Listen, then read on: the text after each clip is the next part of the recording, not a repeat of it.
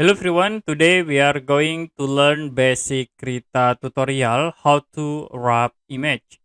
So you can open your image. As example, I will open this image.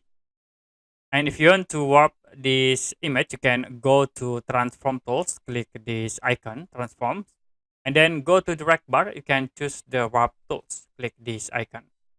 Now you can see we have three subdivide. If you want to add more divide, you can click at this point, that in 5. Then you can edit, like I will move from this point into here. Okay, then and I will move to the bottom of it. So very easy to wrap in Krita with these transform tools. And if you done, you can use these icons. And that's it for basic Krita tutorial how to wrap image. If you have any question about tutorial, you can comment below this video.